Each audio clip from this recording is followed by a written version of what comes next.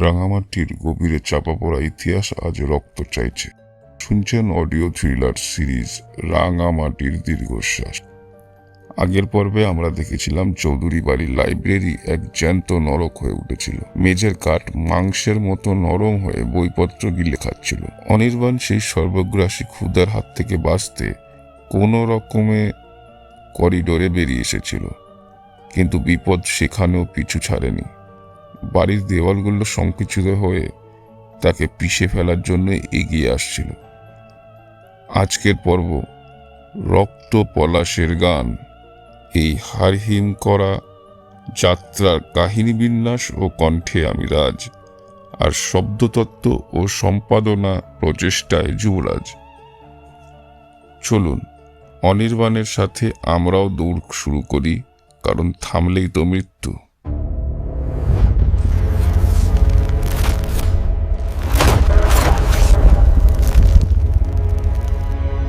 এক রুদ্ধশ্বাস দৌড়ে সিঁড়িগুলো পার হয়ে অনির্বাণ যখন নিচে নামলো, তখন তার দম ফুরিয়ে এসেছে। ফুসফুসটা হাঁপড়ের মতো ওঠানামা করছে। বুকের ভেতর ফাইলটা শক্ত করে চেপে ধরে সে সদর দরজার দিকে তাকালো, কিন্তু ঢোকার সময় যে দরজাটা হা করে খোলা ছিল সেটা এখন বন্ধ। শুধু বন্ধ নয়, দরজার পাল্লা জুড়ে মোটা মোটা লাল শিকড় এমনভাবে পেঁচিয়ে আছে যেন কেউ ভেতর থেকে তালা মেরে দিয়েছে। শিকড়গুলো স্থির নয়, ওগুলো একে অপরের ওপর দিয়ে কিলবিল করছে, আরো শক্ত বুনন তৈরি করছে। এখান দিয়ে বেরোনো অসম্ভব। অনির্বাণ অসহায়ভাবে চারপাশে তাকালো। হলঘরের মেঝের তক্তাগুলো এখন কাঁপতে শুরু করেছে।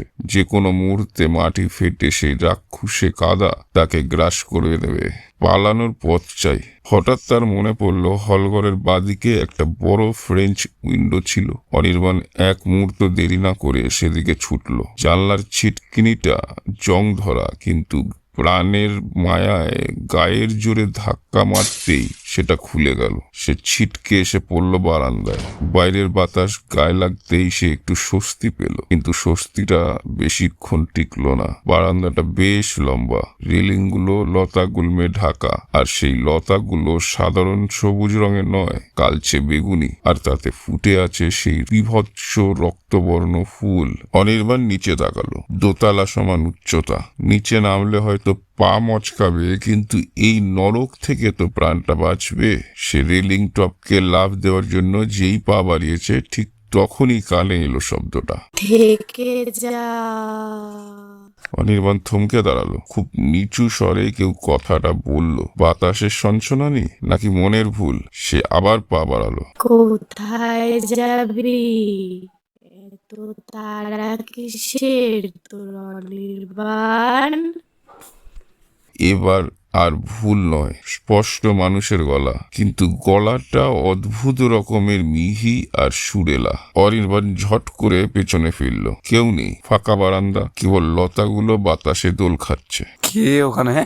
উত্তরে একটা খিলখিল হাসির শব্দ ভেসে এলো। হাসিটা কোনো এক নির্দিষ্ট দিক থেকে আসছে না, মনে হচ্ছে বাতাস নিজেই হাসছে। বারান্দার প্রতিটা ধূলিকণা, প্রতিটা ইট যেন সেই হাসিতে যোগ দিয়েছে। আমরা তোর জন্য অপেক্ষা করছি। এ মাটি নরম ঠান্ডা। এ মাটিতে শুয়ে সব দুঃখ মিলিয়ে যাবে। আয় আমাদের কোলে ঘুমিয়ে পড়। অনির্বাণ বুঝতে পারলো শব্দগুলো আসছে ওই ফুলগুলো থেকে। লাল টকটকে ফুলগুলো এখন আর স্থির নয়, ওগুলো পাপড়ি মেলছে আর বন্ধ করছে, ঠিক যেন মানুষের ঠোঁট। অজস্র ফুলের ফিসফিসানি মিলেমিশে এক সম্মোহনী গুঞ্জনে পরিণত হয়েছে। তার মাথাটা হঠাৎ ঝিমঝিম করে উঠল। এতক্ষণের আতঙ্ক, দৌড়ঝাঁপ, ক্লান্তি সব যেন এক নিমিষে উবে গিয়ে সেখানে জায়গা করে নিচ্ছে এক অদ্ভুত অবসাদ। মনে হচ্ছে সত্যিই তো এত কষ্ট করে পালানোর কি দরকার? ওই মাটি তো মায়ের কোলের মতোই নরম, ওখানে শুয়ে পড়লে সব জ্বালা জুড়িয়ে যাবে। অনির্বাণ মন্ত্রমুগ্ধের মতো রিলিং এর দিকে এগিয়ে গেল, কিন্তু লাফ দেওয়ার জন্য নয়। সে হাত বাড়িয়ে দিল একটা ফুলের দিকে। ফুলটা দেখতে কি সুন্দর, ঠিক যেন মখমলের তৈরি। আমাদের মিশে যা আমাদের সঙ্গে।